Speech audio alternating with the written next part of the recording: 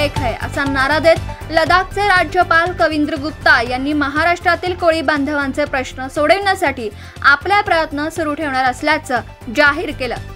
राज्यपाल म्हणाले की कोळी समाज हा किनारपट्टीवरचा महत्त्वाचा घटक असून त्यांच्या समस्या सोडवणं ही सरकारची जबाबदारी आहे। राज्यपाल गुप्ता हे कोळी महासंघाचे राष्ट्रीय अध्यक्ष तथा आमदार रमेश पाटील यांच्या वाढदिवसानिमित्त आयोजित कार्यक्रमात प्रमुख अतिथी म्हणून बोलत होते।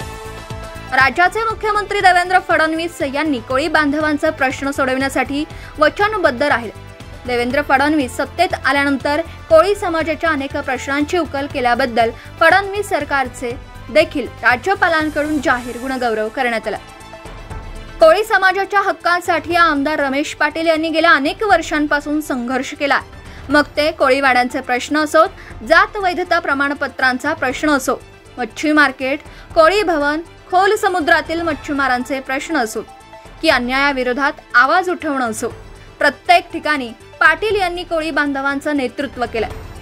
रमेश पाटील हे कोळी समाजाचे आधारवड आहेत। दरम्यान आमदार रमेश पाटील यांनी आपल्या वाढदिवसानिमित्त आयोजित कार्यक्रमातून विविध सामाजिक उपक्रम राबवलेत। त्यातील महत्त्वाचा उपक्रम म्हणजे 500हून अधिक मच्छी विक्रेत्यांना विक्री परवाने वितरित केले। 500 पेक्षा जास्त मच्छी विक्रेत्यांना शीतपेट्यांचं वाटप करण्यात आलं। खोल समुद्रातील मच्छीमारांना 500हून अधिक जाळांचं वाटप करण्यात आलं, तर 1000 पेक्षा जास्त महिलांना साड्यांचं वितरण करण्यात आलं। त्यामुळे उपस्थित त्यांच्या चेहऱ्यावरील आनंद जोघळण्याजोगा होता।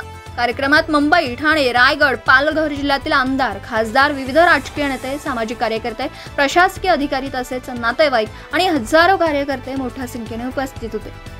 लडाखचे राज्यपाल कविंद्र गुप्ता यांनी विशेष उपस्थिती आणि आमदार निरंजन डावखरे यांचा कौतुकपर शब्द यामुळे हा वाढदिवस सोहळा कोळी समाजासाठी ऐतिहासिक ठरला।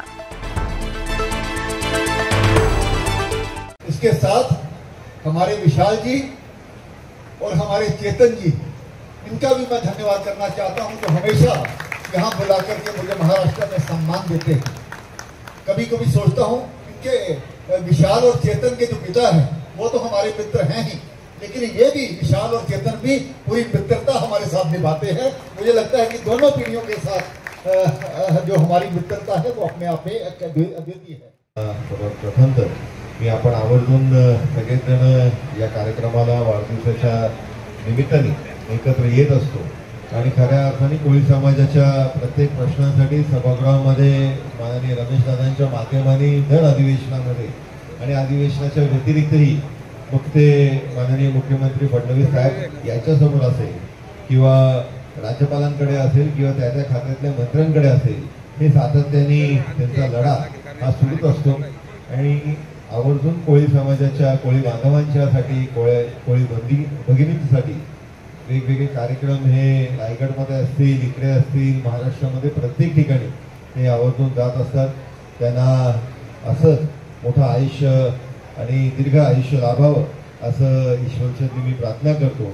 माननीय फडणवीस साहेबांच्याही शुभेच्छा रमेश दादा आपल्याला पोचलेत आहेत। त्यांनीही आवर्जून आज वाढदिवसानिमित्त आठवण काढली होती। या इकडे 25 तारखेला ते येणार आहे, त्यावेळेसही आपली भेट त्यांच्याबरोबर निश्चितपणे होईल।